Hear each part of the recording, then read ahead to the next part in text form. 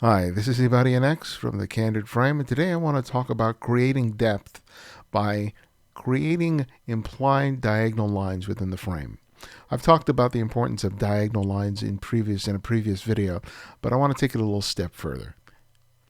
So in this image by Thomas Lloyd, which he shot with an Olympus EM1 at 1/250th of a second at f3.2 at ISO 200, you can see exactly what I'm talking about. Here, we literally see these diagonal lines because he uses the camera's close position to the bench to sort of emphasize these strong parallel lines that converge to this figure sitting on the bench here.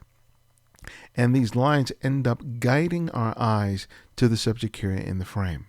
Imagine if you were walking down this path and you saw this figure and you wanted to make the photograph.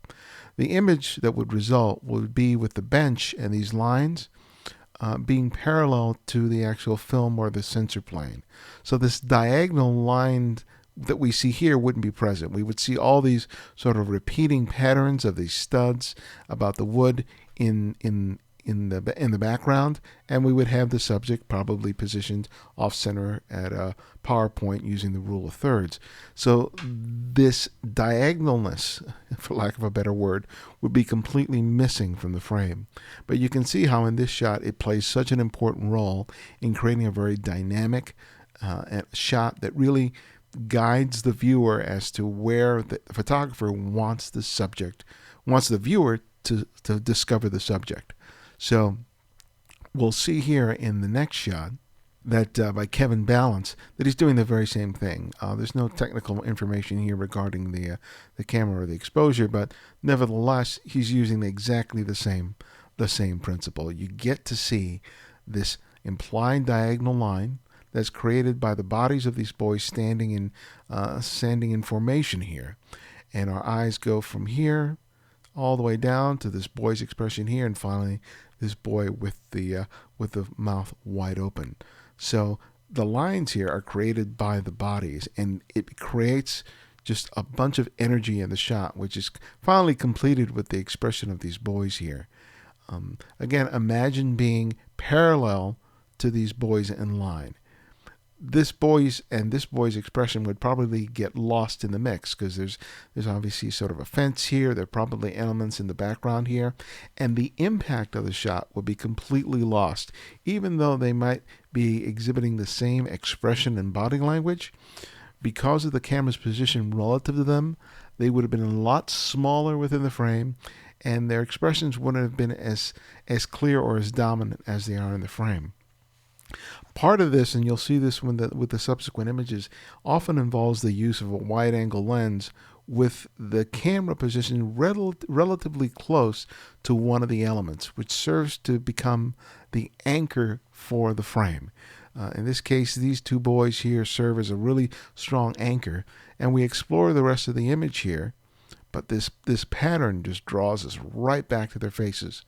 And as you've heard me talk about before, one of the reasons we keep settling here is because they're the brighter element in the frame, they're sharp, we have this pattern that's broken by the presence of these boys turning their heads to the camera, we have this contrast that's happening. All of this stuff is helping to make a really, really wonderful photograph. But it's this implied diagonal quality of the overall composition that really makes the shot as strong as it is. Here's a shot by Jimmy Dovholt, shot with a Fujifilm X Pro 1 at 1/500th of a second, f11 at ISO 400. He's using an 18mm lens, which I think translates to about 24 or 25mm on this camera. And again, we have the strong diagonal lines of these sort of three figures as we go from her to her to her.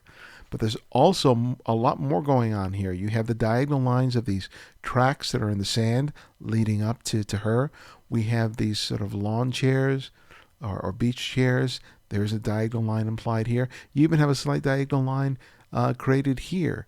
All of it is sort of leading to these subjects, and there's this repeating pattern that's repeated here by 1, 2, 3 that works just beautifully. Again, if this camera position had been more to the left so that they were all in the same plane, the shot wouldn't work. And the big reason for that is that there's a gap between this person here and that person there. So if the camera was positioned here, there would be this dead space between this figure and that repeating pattern and that proximity that's created by this specific camera position would be completely lost, and the image doesn't work. But by having the camera in this particular position, you create a relationship between these three where there is no negative space in between them, and that reinforces that strong pattern of threes that happens with these three figures here. Camera position is absolutely critical here, and like with the previous shot, it's the wide angle lens being used relatively close to an element in the frame that helps create that sort of landing point for us, that anchor in this image here. And then you also have all the other great elements in terms of the contrast created by the bathing suits and their skin. In this case, the woman's sunglasses against her face. It's just a wonderful, wonderful photograph. And then lastly, we have this image by Robert Larson, shot with a Fujifilm X100S at 1/60th of a second at 4.5 at ISO 800 with his 23mm lens. That's acting as if it's I think a 35mm on this camera. And here the diagonal lines seem maybe a little more subtle, but nevertheless it's there.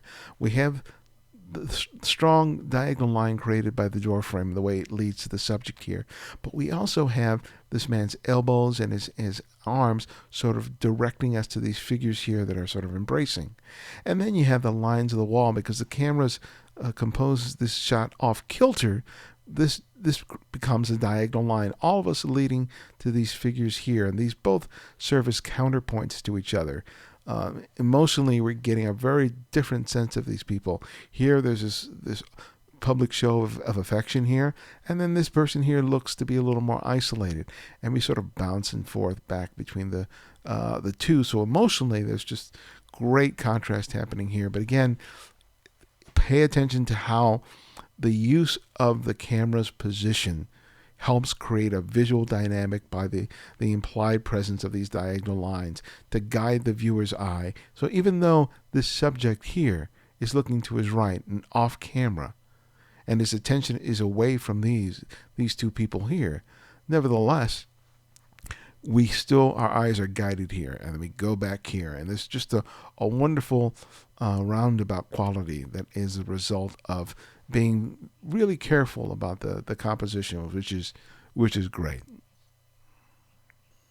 So that's it for now. I hope you've enjoyed these videos, and thank you for contributing to the Flickr pool. I get so many people wanting to add, and I see some fantastic images being uploaded every week.